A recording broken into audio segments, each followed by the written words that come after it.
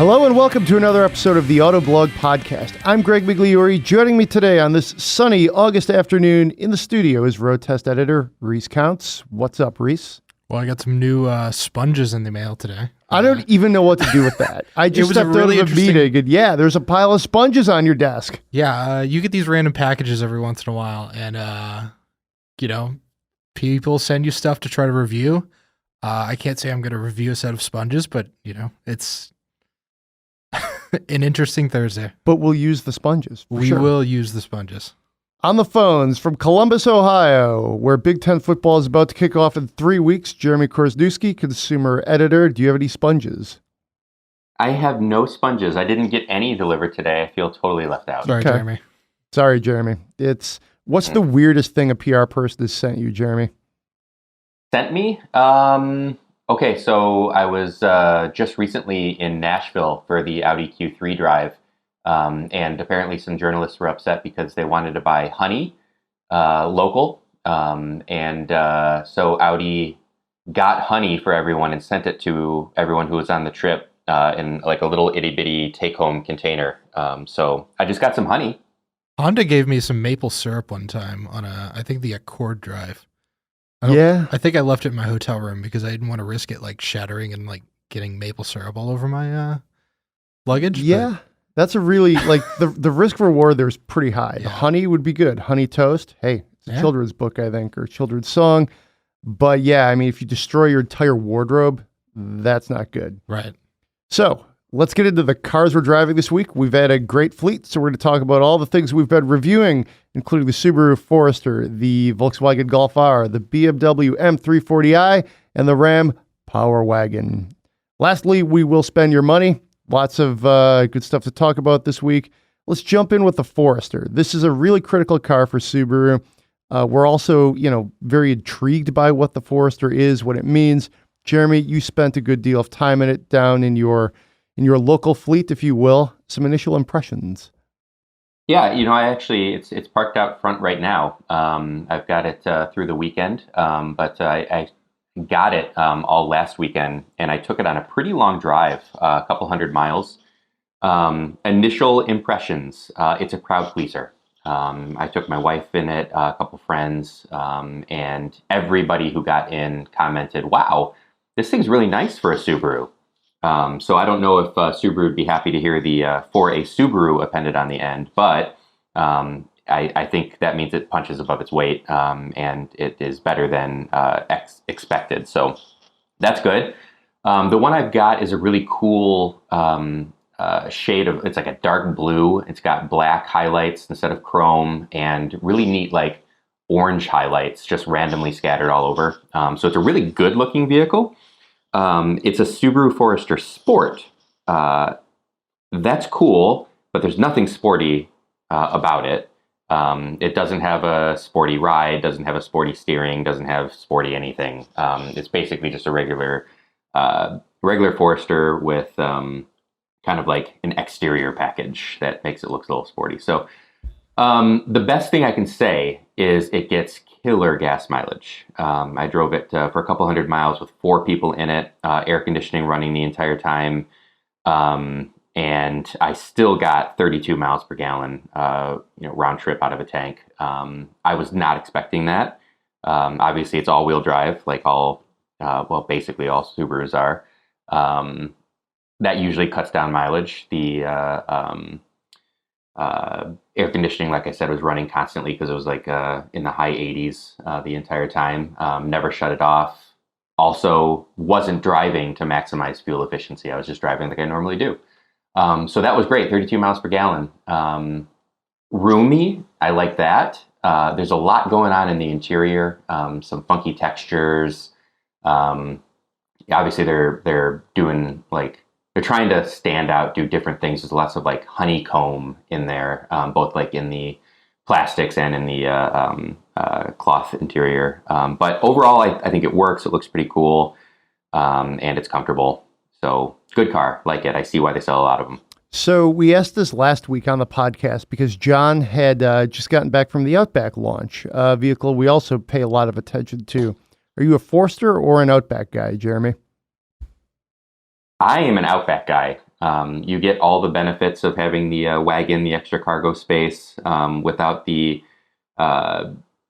drawbacks of worse efficiency. Though I am, I got to clearly admit that I got great fuel efficiency out of the Forester. But I bet I'd get even better out of the Outback. And it just kind of suits the wagon shape suits my sensibilities a little bit more than the crossover shape. Reese, how about yourself?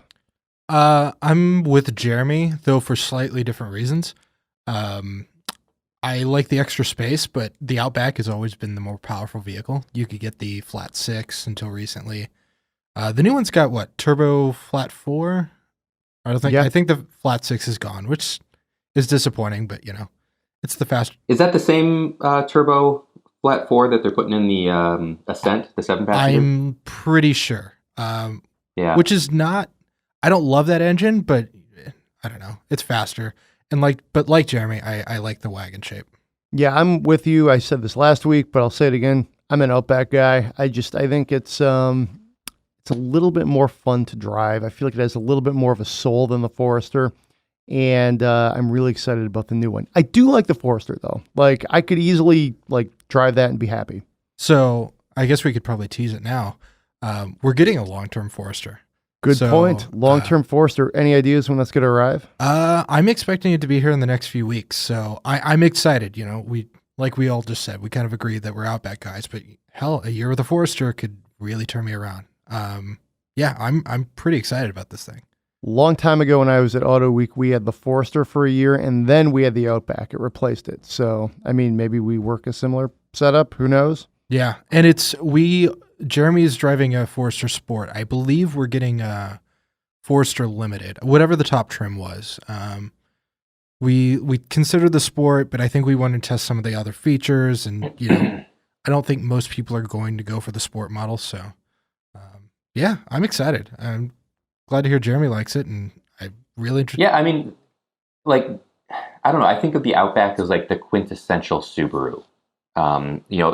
People who are, I think, drawn to the Subaru brand and everything that it represents are probably drawn first and foremost to the Outback, and I think probably the Crosstrek too, which is kind of like the crossoverized version of the Impreza without actually being a crossover. But everybody loves crossovers. They're still crazy here in the United States. They are the de facto family car. So yeah, I think it'll be awesome having a Forester for a year. Yeah, I think we're going to get a lot of use out of it. I think it's going to arrive just in time for football, tailgating, things like that. So yeah, looking forward to it. I think, side note, tailgating. Jeremy, I always refer to you being from Columbus. Where do your football allegiances lie, actually? Is it Ohio State?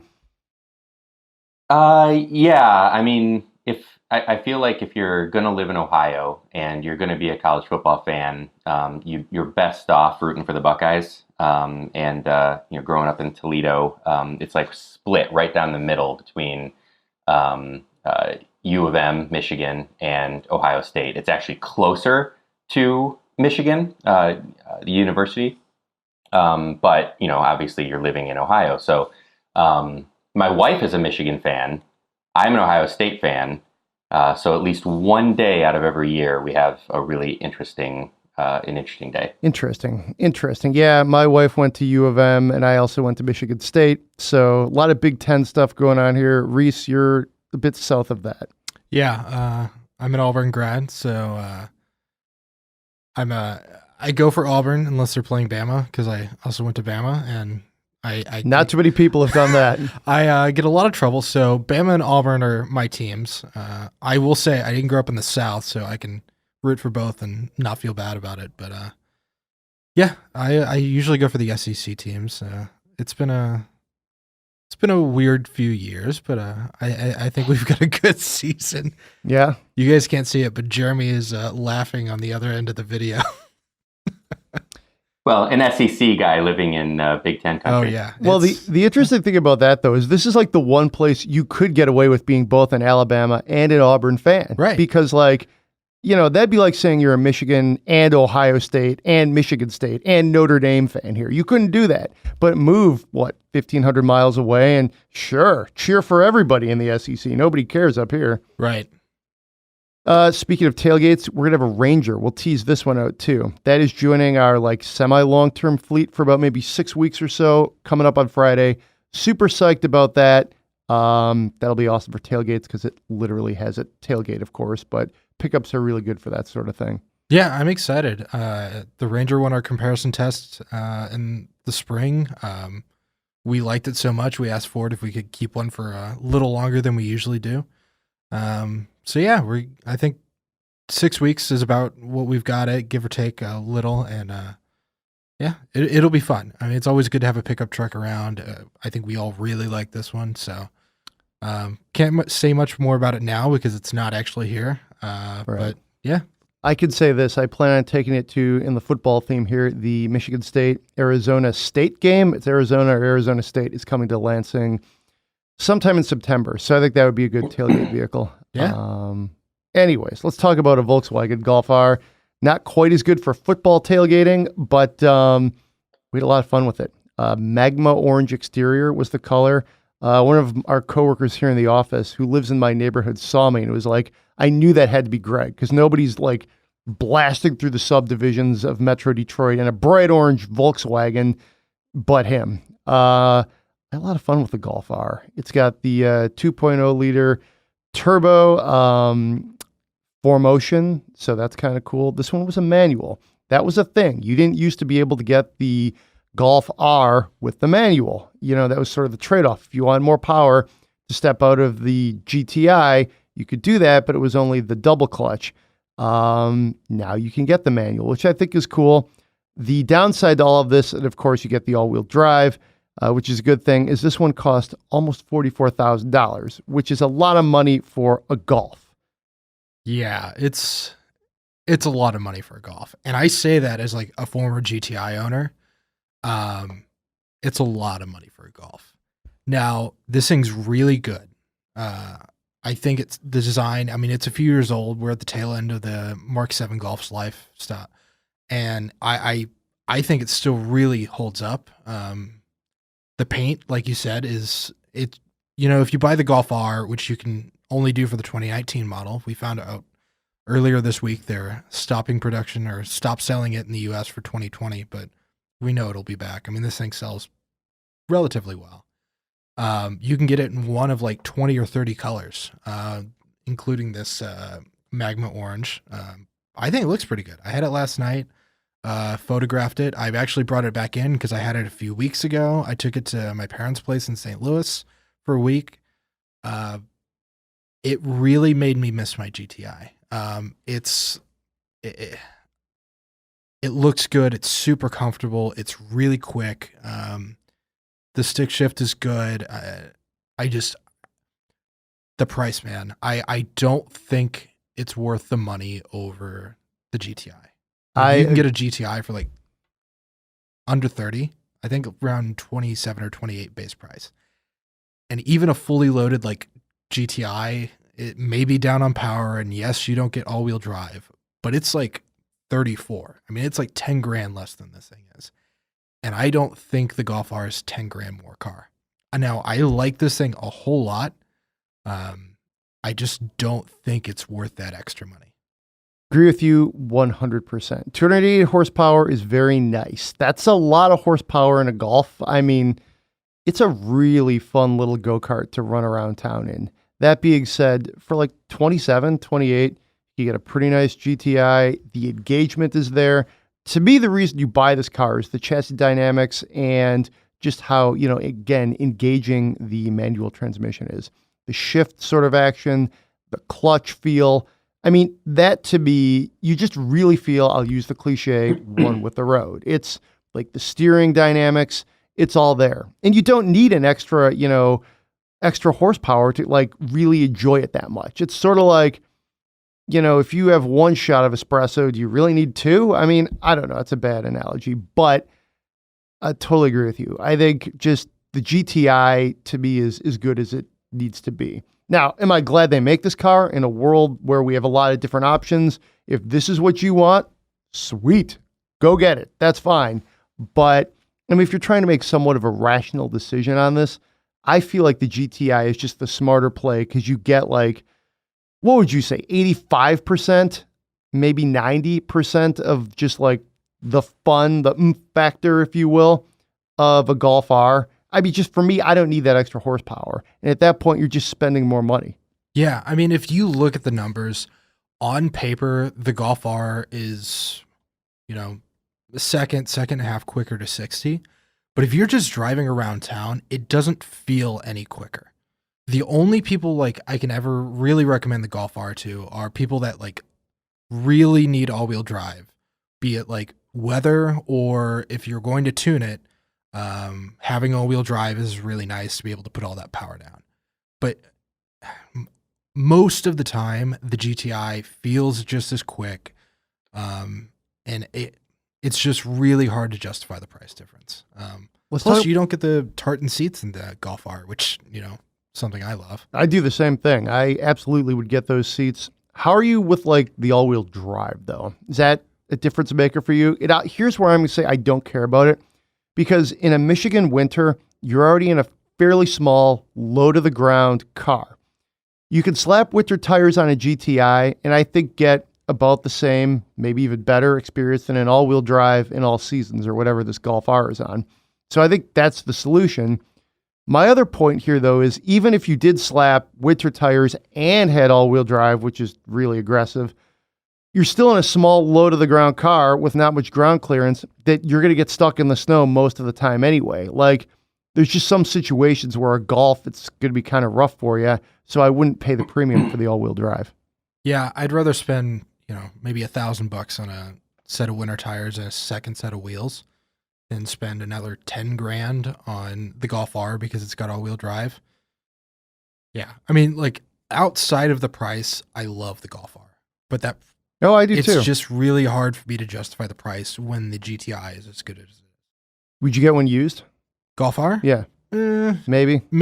I mean, used, it's a lot more compelling. You don't let somebody else take the hit. Yeah, see where it comes down. It depends on what I wanted to do with it. I don't know. I still think it's hard to justify the price over the GTI, but if you're going to track it, if you're going to tune it, that little bit of extra grip is like worth considering. So tracking or tuning it is very interesting. Side note, don't GTIs look amazing with like gnarly, like just like steel wheel covers out of the winters? I think those look so awesome. So when I still had mine, the first winter I was here in Michigan, I only kept it for one winter, but I had coilovers and that's nice. So I lifted it all the way up to get some extra ground clearance, and then I had Steelies and some Blizzaks on there. It looked really good because it was red, but had the black wheels and black trim on it. Yeah, I miss my GTI a lot. Jeremy, GTI or Golf R? I'm won over by your argument. If I were making a suggestion, probably the standard GTI, especially with the tartan seats and save yourself a little bit of money. I'm not totally sure though that I would do that. The Golf R is pretty fun to drive. I think makes a pretty compelling case. Like Reese was just talking earlier about the Outback's more powerful. The Golf R is more powerful than the GTI too. And I see that argument on both sides. The practical side of me would probably try to save a little bit of money and have just as much fun with the GTI. But I'm not hating on the Golf R. Fair enough. I think that's a reasonable take too, so we can't all agree on everything. Yeah. And like I said, the Golf R is still really good and still a ton of fun. And I think I'd probably buy a Golf R over like an Audi S3. I mean, you get the hatchback and probably more features, and the S3 is basically a sedan version of that car. But that's interesting. Wait, so you would get a Golf R over an A3? Yeah. I don't think I'd do that. I really like the A3 though. S3 though, you're saying? Yeah, because they've both got all-wheel drive. They've both got the same like 280 horsepower. I mean, the same chassis. Yeah, it's just a sedan form factor. I'd probably get the Golf R just for the hatchback. But anything on that platform, anything on that. I mean, the real problem here is the price of the Golf R, right? I mean, like, we love the car. There's no problem with the car. Yeah, we just think it's really expensive. I mean, you could get two GTIs I mean, yeah, save one, put winter tires on it and only drive it in the winter. So all of that said, I've seen some really good deals on anything in the Golf lineup. So if you're looking and you get a good deal on a Golf R, go for it. I mean, I think we all agree it's a really good, really fun car. Just as, you pay a little more. Cool. So why don't we move on to paying a little more? Side note, can you believe how much football we've talked? And it's like August 7th. No kidding. Wait till like football season actually starts. Anyways, so for just south of $70,000, that will get you a BMW M340i xDrive 2020 flavor. We had this come through the fleet. I know, Jeremy, you spent some time in one recently as well on the track. Was it in Portugal? Is that where you did it? Yeah, that's right. So BMW launched the lower level, like the 330i that everyone's actually going to buy. They launched that and gave us a little preview of the more powerful 340, but they didn't let us drive it on public streets. It was still wearing camouflage, all that kind of good stuff. But we did have fun with it on the track. I mean, it's 90% of the way to an M3, right? Like it's knocking on M3's door. If you go back a couple generations, M3s that everybody absolutely raved about, this is just as powerful, probably just as fast. So yeah, I think it's a great car. And you had it on the track, which I think is really where you sort of get the value for having all of this, like, M car light pieces. I think that's where you see the, again, the value. I drove it basically around town. I know, Reese, you took it to lunch and had some fun with it. I mean, it's a really enjoyable car to drive. That 3-liter twin turbo inline 6 is really nice motor. Sounds pretty good.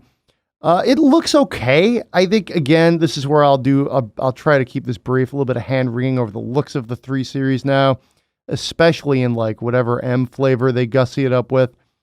Seems like there's a lot going on. A guy in our office has an older 3 Series, maybe 15 years old, maybe. And I couldn't help but just be taken by how simple and clean and elegant that car was.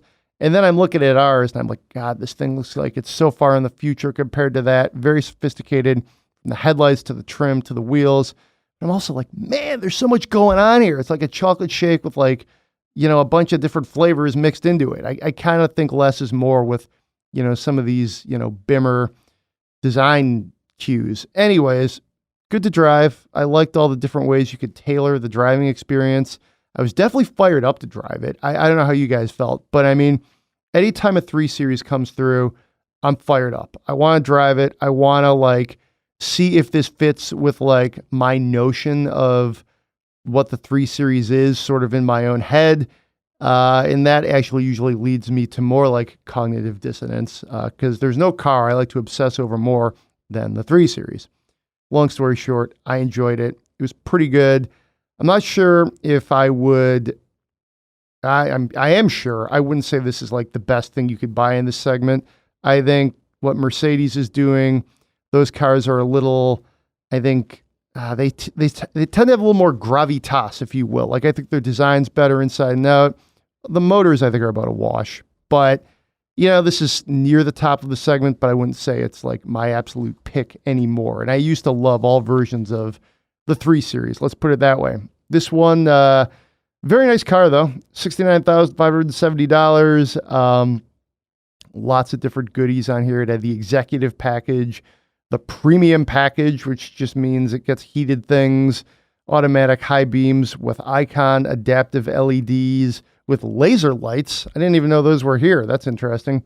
So cool things there, some driver assisted stuff, and my personal favorite, the Oyster Vernasca leather for $1,400. So a very expensive car. I think if you take a lot of those coloring and trim options, you get it down into the 50s, which is a little bit more reasonable. But what did you think, Reese? So I only really took it to lunch, so blasting it up and down Woodward. So I really didn't get a chance to check out the chassis or the all-wheel drive system. But I mean, it kind of goes without saying, but that inline 6 is a peach. It's so good. BMW builds one hell of an engine. Sounds good. It's super smooth. Next to no turbo lag. It's paired really well with that 8-speed automatic. Yeah, it's looks aside, chassis and everything aside, we've kind of knocked the last generation 3 Series for being a little disconnected relative to other ones, but I never had a complaint about the engine. It's still really good. This new, I've got this one for the weekend. I'm excited to spend some more time in it. But you were talking about the competitors. So we had a C63 in last week.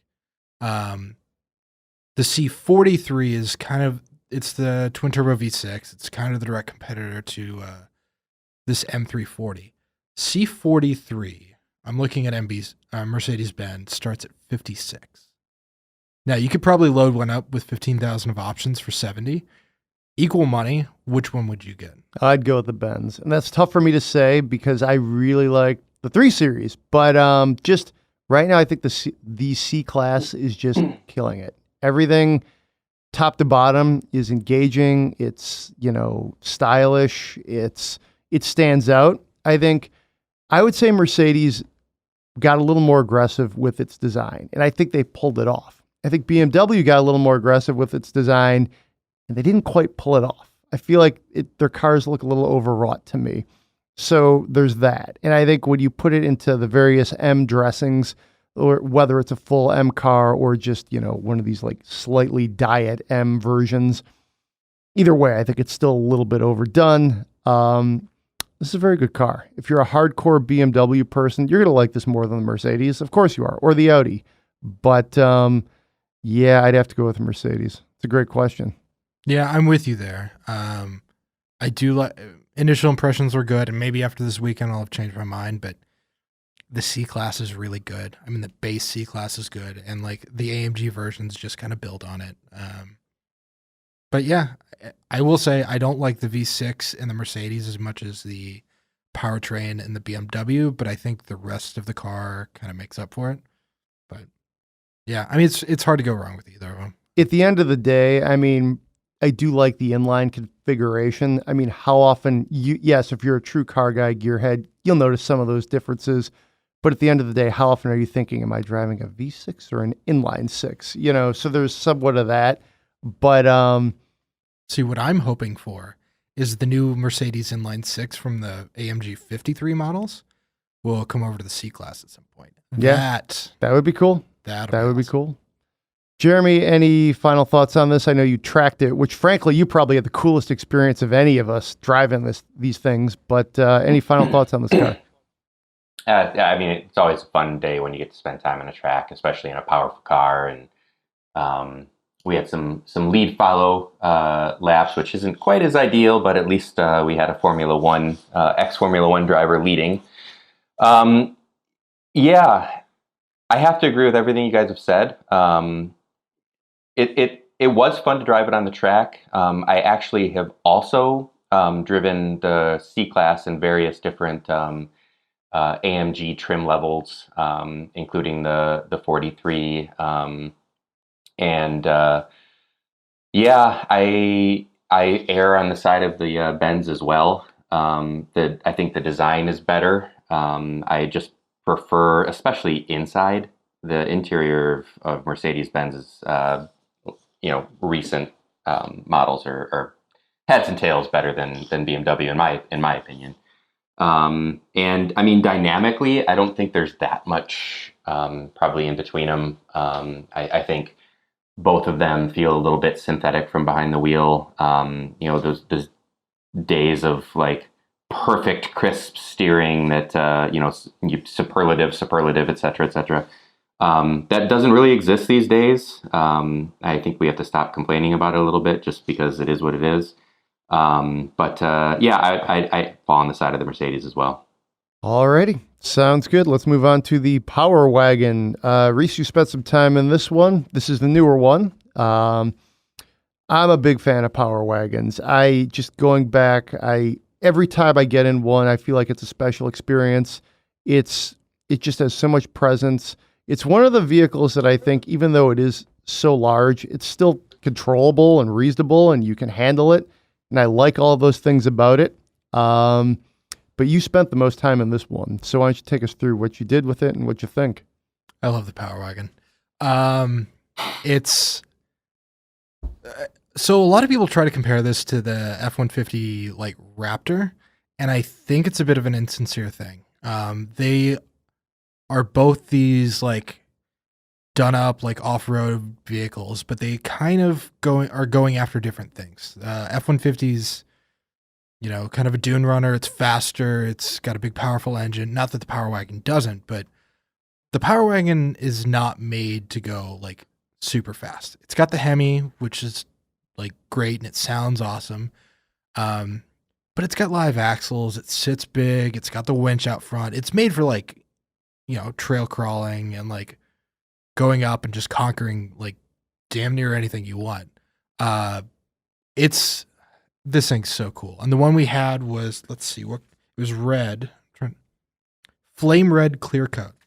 So did it have like the graphics on the side? Oh yeah. So it had the vertical graphics along the, you know, on the side of the bed, just behind the cab. As one does. Had the Ram boxes. I like stuck my best thing ever. Love the Ram boxes. I love the Ram box. Yeah, it's awesome. I think the Ram boxes, I know they are on the 1500, but they've got little drain holes. You can fill them with ice, and like if you're tailgating, put like beer, soft drinks, or whatever you're putting in there. Pop, sorry. There you it's go. Michigan. It's Michigan, pop. Right. Well, it's Coke in the South. Everything's Coke. Everything is Coke in the South. But everything is Coke in the South. Nobody drinks Pepsi, right? No. So yeah, this thing has got some presence. I don't think I've driven. The last thing I think I drove that like felt this like cool running around was probably the Jeep Gladiator that we had in the spring. And this is just kind of a Gladiator taken to like another extreme.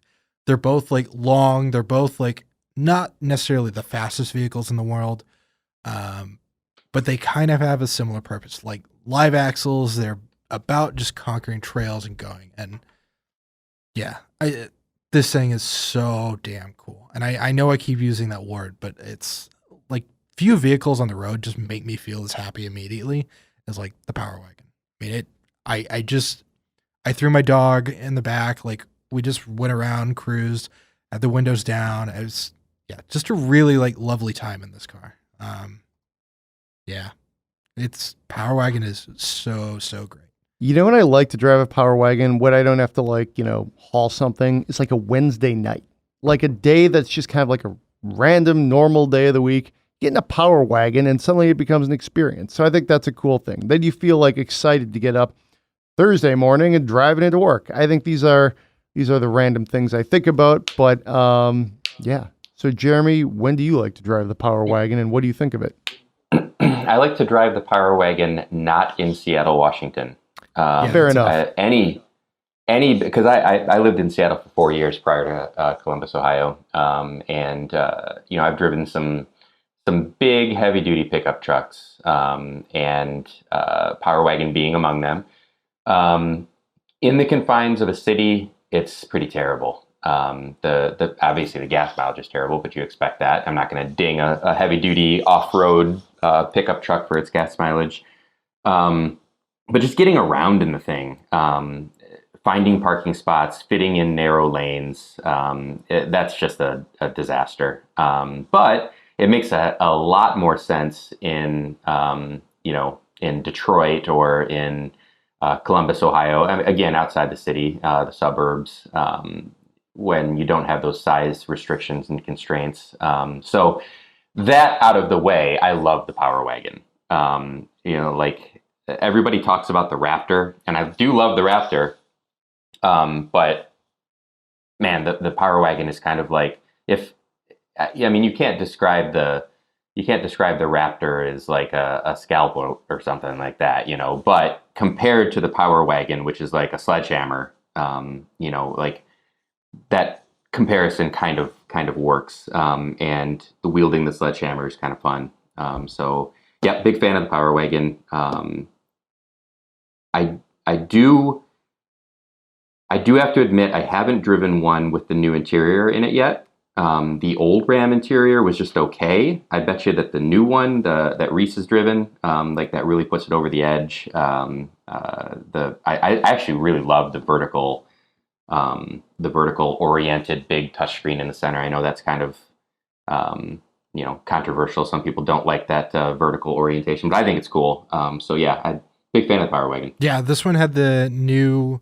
It's pretty much the same interior as the 2019 Ram 1500, which personally I think is best in class. I think pretty much everybody agrees with that. The new interior is good. The big touchscreen's good. The Power Wagon has got a bench seat up front, which you don't really see anymore. Sweet. Didn't know that. That's an amazing factoid. I can't really think of anything. I mean, now I'm just sad. Leather covered bench seat. I mean, this was not just like plastic. Yeah, it was cool. We need to get another one in here because I missed this one. So you're telling me there's a leather bench seat in existence right now? That's great. I don't know. This thing's so cool. I like it. My wife loves riding around in it. It's like Jeremy said, he used to live in Seattle. I used to live in Los Angeles. If I was back there, this would not be a fun thing to drive around. But cruising around Detroit where the roads are wide and the straight and flat, it's fine. It's so much fun. Cool. So should we spend some money? Let's spend some money. So this is a good one. So this is on another vehicle that I like a lot. So this is, let's see, let me just scroll down here. We have a gentleman who had written us earlier. This is Dave from Houston, and wanted to know how he's going to replace his 4Runner. And things have changed a little bit. So now he's going to keep the 4Runner as his daily driver for the foreseeable future, which I think is awesome. Great move. Like that a lot. Thanks for the recommendations, though. So, hey, happy to help. But now what he wants to do is get a second car to scratch his itch for a fun, sporty, and engaging vehicle. Here are the requirements. Buckle up, guys. 4 seats so he can put both kids in the car, trying to get them excited about sports cars when they grow up. I put my kid in the frunk of a McLaren, so yeah, totally support that notion. It wasn't moving, just for clarity here. He wants a manual transmission, preferably rear-wheel drive, but open to the all-wheel drive amenities out there. Reliable and inexpensive to maintain. Okay. Gets a little trickier. Targeted budget in the range of $20,000. Looks like a little bit less than $20,000, actually. Willing to stretch, though, for the right vehicle. Used are good. Easy to find on the used market. Okay. Here's some of the things. FRS BRZ 86s, Mustang GTs. He's kind of torn between the pros and cons. Thus, he's writing to us, open to other ideas. A couple of ways he kind of breaks this down. Likes the purity of the Toyota Motor Co. sports cars. Also can't really get him into trouble is what he's saying. Okay, I'd buy that. Likes the idea of the growly V8 for the Stang. For the money, I'd agree with that. Hoping we can help him out. Loves the podcast. Hey, thanks for writing in. We love this question. So Reese, I know you've had some thoughts on this. Let's start with you. Yeah, so I got a whole list here. First, I'll address the BRZ Mustang comparison. I would go with the Mustang. If you don't need it as your daily driver and you're not having to worry about fuel in the Mustang, it's bigger. It's going to have a bit more room in the back. Well, it has 4 seats too. Well, so does the BRZ. Oh, you're right. Good point. Tiny back seats, but they're there. It sounds better. It's going to be way faster. On a road, it's not going to feel quite as sharp or nimble. I really like the steering on the BRZ 86 FRS, that chassis. But out of those two, I'd go with the Mustang. But I made a pretty decent list of some other cars. Nice. First off, BMW M3, you can get a E46 for under $20,000, and that's a really good car with a really good chassis, really good steering, really good engine, and back seats. And like I said, if it's not your daily driver, you don't have to worry about maintenance. You don't have to worry as much about maintenance and stuff with that. So M3s, they're out there. That was the only really rear drive car I could think of. But some all-wheel drive one, Mitsubishi Evo or Subaru WRX STI, those are going to be stupid fast. They're going to have 4 actual doors, and So they're easy to get people in and out of the back seat, but still a ton of fun. And one oddball choice, if you were willing to like hunt for one, you can get an old Skyline GTR. They're in America. They're all-wheel drive. They've got a back seat. Steering wheel's on the wrong side, but you know, that's a lot of car, and it's a special and rare car. You know, you pull up to a Cars and Coffee, like it's gonna get some attention. It might get your kids excited about it because like nobody else is gonna have a car like your dad, and so yeah, those are my suggestions. And I go with, out of all those, I might go with the GTR. If it's not your first car and you don't have to worry about like driving it every day, get something a little cool, get something a little rare. Yeah. That is an excellent Joel Stockdale-esque version of different options. So that's very cool. I like all of those. The Evo is one I didn't even think of, and that car really holds a special place in my heart. I don't know, man, though. That's rough to drive. That is, to me, like the definition of second car. It will beat you up. Yeah, I just went on eBay and was kind of like searching through filters, and there's a handful of them on there. Same with the WRXs and SCIs.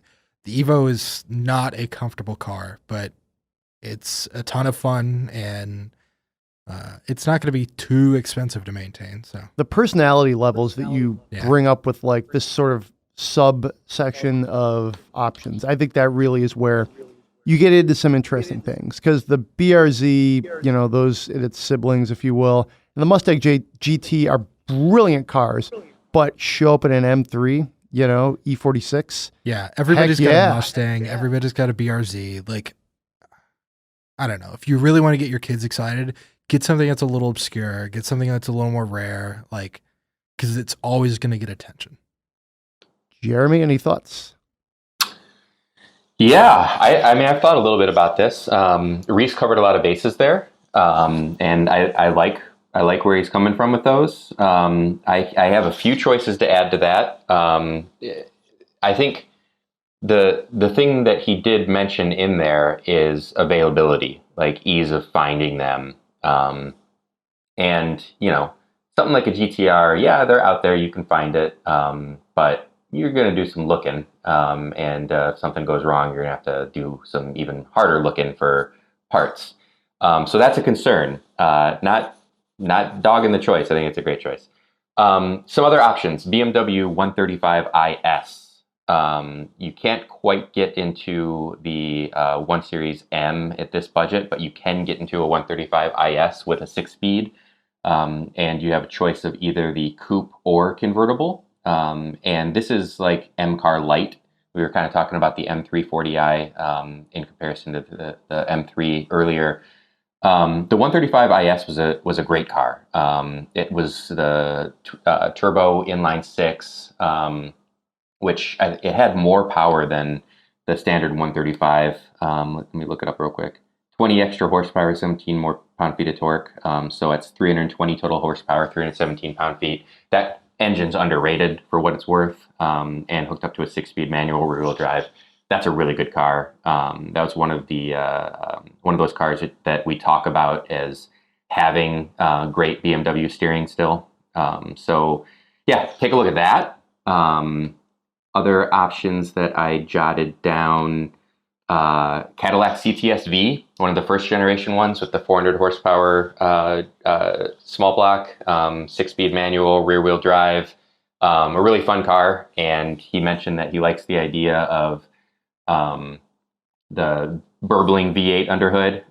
Check mark with that. You can, if you're looking at Mustangs, why not look at Challengers too? You can get an SRT or even a 392 with a 6-speed in your price range. A little bit higher mileage, probably around 2011 year is where you'd fall into that. But that's a lot of fun. That's a big, powerful V8 engine, especially if you get the 392. I did a quick little search using Autoblog's classified ads finder, and I did see some nationwide available, a 2011 392 with a 6-speed. So that's a good choice. A little bit oddball, but a car that I have a lot of fun with. And it's not what I'd recommend, but I'm just throwing it in here and mentioning it. You can get a Fiat 500 Abarth with the kind of fun little rollback canvas roof. That car spits and pops, and the manual transmission, and I mean, it's very different from anything else that we talked about. He mentioned rear wheel or all wheel drive. This is front wheel drive. But just throwing it out there because I have a lot of fun in that car, and it popped into my head when I was doing these searches. But my top choice, I would go Mustang before I went the 86. I agree with Reese there between the two that he recommended. My top choice behind, besides the Mustang, would be that BMW 135 IS. So it's funny you mentioned the 135. I didn't really even think about it. A good friend of mine, we go back 20 years, is a BMW mechanic and had a 135 IS that he tuned. That thing was a lot of fun. And for a while, I was looking at buying a used one too. Like Jeremy said, the steering's really good. The engine's underrated. If you want to throw some tunes on there, you can get a lot of power for not a lot of money. Even if you don't, a stock one is still a really, really good car. Short wheelbase, so it's pretty nimble. That's a good call, Jeremy. I can't believe I missed that one. I think the what I love here is we took like the sort of suggestions and then we've totally muddied the waters. Added like half a dozen more. So I'll just chime in and say I really like the M3, the E46. I just think that is, to me, that's just like what I would get given this amount of money. I wouldn't say they're super easy to find, but there's two of them here at Briga Trailer that look pretty good. 2004 coupe 6-speed, and one with 13,000 miles. Now that one's about $25,000. So again, well, hey, he said he could stretch his budget, so why not? That to me is when if I were looking at cars like this, I think I would go with that because I would enjoy to me, I talked about what the M340i meant and how I couldn't totally reconcile all of that. Well, I don't have to with this. This is exactly what I want and how I believe in the M3 and the 3 Series. So that's what I do. Lots of other good options here. BRZ is always intriguing. I really like that one. Mustang GT, sure, you can't go wrong with that. Keep the 4Runner though. Good move. So that's my choice would be the E46 M3. I dig it. Reese, what did you actually settle on? Did you actually settle on one? If you're picking E46 and Jeremy's going with 1 Series, I'm going to go with the oddball choice and just try to find a GTR. Yeah, that's cool. I think they're cool. Yeah. Hey, write us back, Dave. Let us know what you do end up going with. Yeah, this is a good group. I'm genuinely curious, especially what the 4Runner's good. I'm curious what you do end up with. Cool. Hey, thanks for writing. And to the rest of you, thanks for listening. It's been a great episode. I've really enjoyed hanging out with you guys, talk a little football. Season's upon us, but we had a lot of great cars too. Summer's still here. We have Woodward. We have Pebble coming up. So lots of good stuff on Autoblog. Lots of good podcasts coming up. Get out there and drive something, though, and listen to the Autoblog podcast. Send us your spend my monies, but overall, be safe out there. We'll see you next week.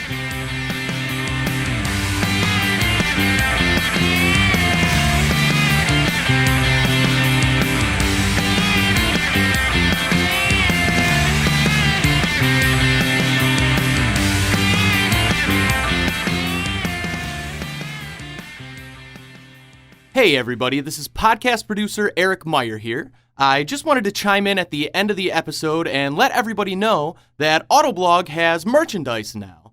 We've got t-shirts, coffee mugs, hoodies, throw pillows, you name it. You can find it all at redbubble.com/people/Autoblog, or you can just search Autoblog on redbubble.com. As always, thanks for listening to the show, and we'll see you next week.